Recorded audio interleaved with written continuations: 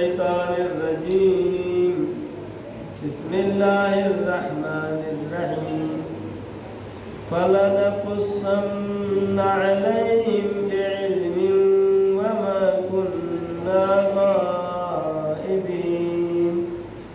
کل جو آیت ہم نے پڑھی تھی اس میں خداوند تعالی فرما رہا ہے فلنسألن الذین، ہم سوال کریں گے قیامت کے دن کہ ہم نے نبیوں کو جو بھیجا، نبیوں سے بھی سوال کریں گے اور امت والوں سے بھی قیامت میں سوال کریں گے. اور کل جو ہے اس کے بارے میں بیان کہ اپنی عمر کہاں گزاری، کیسے گزاری، پیسہ کیسے کمایا، دنیا میں زندگی کیسے گزاری، اپنے اولاد کی بچوں کی تربیت کیسی، تمام سوال. آج جو آیت ہے اس کو فرما رہا فَلَنَقُصَّنَّ عَلَيْهِمْ بِعِلْمٍ. فَلَنَقُصَّنَّ پھر جو ہے تاکید ہے، لام بھی تاکید کے لیے ہے، دونوں تاکید بہت سے تاکیدوں کے ساتھ ہم جو ہے قصے کے طور پر علیہم، ہم ان کے سامنے قصے کے طور پر بیان کریں گے.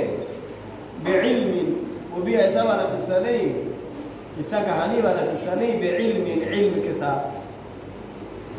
قصہ جو ہے جو کہ لغت میں ہے، اس کے معنی یعنی کچھ ایک کے بعد ایک بیان کرنا. جیسے قصاص کہتے ہیں، قصاص جو ہے آدمی جو گنہگار اس کو سزا دی جاتی ہے اس کے جرائم کو نظر میں رکھتے ہوئے.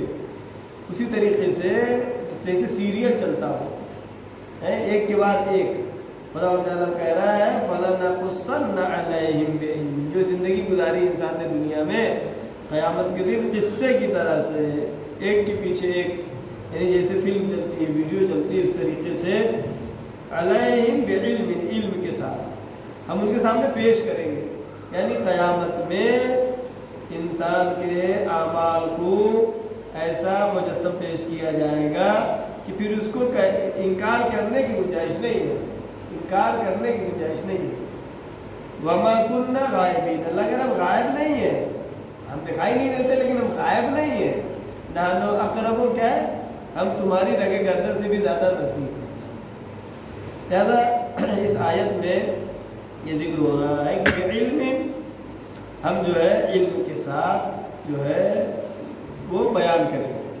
یعنی سوال بھی ہے، جواب بھی ہے. لہذا بعض جگہوں پر جو ہے یہ سوال کرنے کی بات آ رہی ہے. کچھ آیتیں وہ ہے جہاں پہ ہم سنتے ہیں کہ وہاں بولنے کی اجازت نہیں ہوگی قیامت میں، ہاتھ بولے گا، پیر بولے گا. لہذا محشر میں الگ الگ مواقع ہیں. کچھ جگہ وہ ہے جہاں پہ بولنے کی اجازت ہوگی، سوال ہوں گے، جواب ہوں گے. کچھ جگہ وہ ہے جہاں پر بولنے کی اجازت نہیں ہوگی. اور یہاں پر جو ہے اس مورد کو خدا تعالیٰ فرما رہا ہے کہ انسان جو ہے اپنے حقیقت حال سے باخبر ہو جائے گا، پورا اس کو دکھایا جائے گا. یعنی پہلے اس کو دکھایا جائے گا، تمام بدن کے اعضاء اس کی گواہی دیں گے، پھر اس سے پوچھا جائے کہ تم نے گناہ کیا تھا یا نہیں کیا تھا. تو انکار کر بھی نہیں سکتا. جیسے مجرم ہے، مجرم کو جب جرم قبول کروایا جاتا ہے اور نہیں قبول کرتا، پھر اس کے بعد ثبوت پیش کیے جاتے ہیں. ویڈیو دکھا دیجیے تو تم نے چوری کی ہے، پکڑے گئے ہیں. اس کے بعد پھر جب اس سے پوچھا جاتا ہے کہ اتنے سارے ثبوت ہیں، تو مجرم خود ہی سے کیا کہتا ہے کہ ہاں ہم نے چوری کی ہے. یہ عالم محشر میں ہے، عالم محشر میں ہے. لہٰذا ہر انسان جو ہے اپنے گناہوں کا، جیسے کہ پچھلی ہم نے آیتیں پڑھی تھی کہ جنت جہنم میں جانے والا بھی یہ کہے گا ہاں اللہ پروردگار تو واقعاً عادل ہے، تو واقعاً رحیم و کریم ہے، اس لیے کہ تو نے مجھے جہنم میں ڈالا بھی اگر ہے تو میں اس لائق تھا ہی کہ مجھے جہنم میں ڈالا. آگے کی آیت پڑھتے ہیں، آیت نمبر 8. سب جو ہے قیامت کے بارے میں ہے، حساب کتاب کے بارے میں، ایمان کے بارے میں. سورہ اعراف آیت نمبر 8. وَالْوَزْنُ يَوْمَئِذٍ الْحَقُّ فَمَنْ ثَقُلَتْ مَوَازِينُهُ فَأُولَئِكَ هُمُ الْمُفْلِحُونَ. وَالْوَزْنُ يَوْمَئِذٍ الْحَقُّ، اس دن جو ہے ترازو جو ہے وزن کرنا، تولا جائے گا اعمال کو. وزن کیا ہے؟ یومئذ الحق. اس دن وزن جو ہے اعمال کے تولنے کا ترازو کیا ہے؟ حق ہے. حق کا ترازو ہوگا. کہتے سونا تولنے کے لیے اور ترازو ہوتے ہیں، گرمی اور ٹھنڈک ناپنے کے لیے تھرمامیٹر الگ ہوتا ہے، وزنی چیز تولنے کے لیے بڑے بڑے ترازو ہوتے ہیں، یہ انسان کے اعمال کو تولنے کا ترازو کیا ہے محشر میں؟ حق، ترازو جو حق ہے، حق کیا ہے؟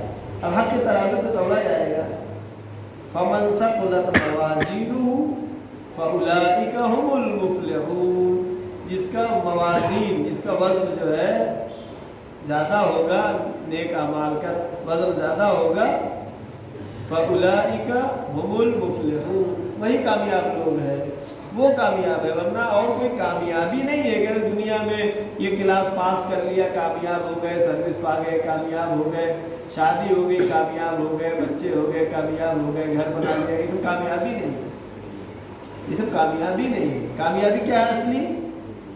فاولئک هم المفلحون، جس کا نام اعمال سنگین ہوگا، وزنی ہوگا، بھاری ہوگا، وہی کامیاب ہے۔ اب یہاں پر جو ہے یہ وزن کیا ہے، میزان کیا ہے، اس کے بارے میں بہت ساری گفتگو ہے۔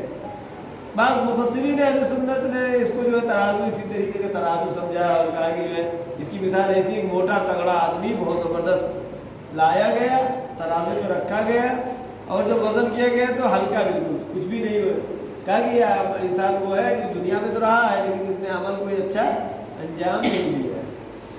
لیکن ہمارے یہاں شیعہ تفاسیر میں جو ہے یہاں پہ مراد یہ ہے جیسا کہ خود مولا کائنات حضرت علی بن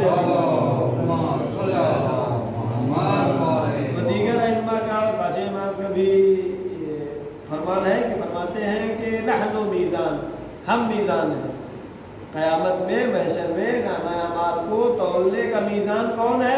ائمہ معصومین علیہ السلام، انبیاء ہیں۔ اب اگر عمل کو ہمارے تولا جانا ہے، لہٰذا اسی لیے کہتے ہیں کوئی بھی اپنے عمل کے ذریعے سے جنت میں نہیں جا سکتا ہے، جائے عمل ہونے کے ساتھ ساتھ کیا چاہیے؟ شفاعت کا ہونا ضروری ہے، جب تک معصومین شفاعت نہیں کریں گے۔ کیوں؟ اس لیے کہ میزان کیا ہے یہاں پر؟ میزان حق ہے، حق کون ہے؟ مولا علی ہے۔ اب اگر ہماری نماز کو مولا علی کی نماز سے تولا جائے گا تو کیا قیمت ہماری نماز کی؟ کچھ بھی نہیں ہے۔ ہمارے روزے کو مولا علی کے روزے سے تولا جائے گا تو ہمارے روزے کی کیا اہمیت ہے؟ کچھ بھی نہیں۔ ہم نے کسی کی مدد کیا، کسی غریب کی دیکھ بھال کیا، کسی کی مدد کیا، کسی کے سہارا بن گئے، کسی یتیم کے سر پہ ہاتھ رکھا، کہ ہمارا عمل اگر جو ہے اس کو تولا جائے گا کس سے؟ مولا علی کے عمل سے، تو کیا ہے ہمارا یہ عمل؟ کچھ بھی نہیں، زیرو پہ۔ پھر یہاں پر میزان کیا ہے؟ میزان حق ہے، والوزن یومئذ الحق، وہ دن کی جس دن کا میزان ترازو کیا ہے؟ حق ہے۔ فمن ثقلت موازینہ فاولئک هم المفلحون، جس کا ترازو سنگین ہوگا، وزنی ہوگا، جس نے اپنے آخرت کے لیے ذخیرہ کیا ہوگا، وہاں کے لیے اعمال بھیجے ہوں گے، فاولئک هم المفلحون، یہی کامیاب لوگ ہیں۔ ورنہ دنیا میں زندگی بہت ہر آدمی گزار رہا ہے اور نہ آپ کا اپنا اس لحاظ سے اختیار نہیں ہے۔ دنیا میں روز دن بڑھتا جائے گا، ڈیٹ بڑھتی جائے گی، عمر بڑھتی جائے گی، یہ اپنے اختیار میں روکنا بھی نہیں ہے، یہ عمر گزرتی جائے گی۔ جو بچہ ہے وہ جوان ہو جائے گا، جو جوان ہے وہ بوڑھا ہو جائے گا، جو بوڑھا ہو جائے گا وہ اگلے مرحلے میں عالم برزخ میں چلا جائے گا۔ یہ سسٹم چلتا رہے گا، لیکن کامیاب کون ہے؟ فاولئک هم المفلحون، جو جن کا نام اعمال سنگین ہے۔ اب یہ چہرے سے دیکھ کر کے نام اعمال نہیں بتایا جا سکتا۔ انسان کا دل کتنا اللہ سے نزدیک ہے، اللہ سے کتنا قربت رکھتا ہے، اہل بیت سے کتنی زیادہ محبت رکھتا ہے، یہ ہر ایک کے دل کی بات ہے، یہ کوئی دیکھ کر کے کسی کو بتا نہیں سکتا۔ ہو سکتا ہے کوئی بالکل ہی دیکھنے میں معمولی آدمی ہو لیکن اللہ سے بہت زیادہ نزدیک ہو سکتا ہے دیکھنے میں کوئی ایک مزدور ہو، کسان ہو، لیکن ایک مرجع وقت سے زیادہ آگے ہو، اس کا خلوص، اس کا اخلاص، اس کا تقوی اللہ کے سامنے زیادہ ہو۔ لہٰذا یہ کوئی مقیاس اور معیار اس میں یہ ظاہری کوئی چیز نہیں ہے، اصل جو ہے اس کا عمل ہے۔ آیت نمبر 9، وَمَنْ خَفَّتْ مَوَازِينُهُ فَأُولَئِكَ الَّذِينَ خَسِرُوا أَنفُسَهُمْ بِمَا كَانُوا بِآيَاتِنَا يَظْلِمُونَ۔ وَمَنْ خَفَّتْ مَوَازِينُهُ، لیکن جس کا ترازو جو ہے ہلکا رہا، ہلکا ہے، عمل بچے اس کے نہیں ہیں۔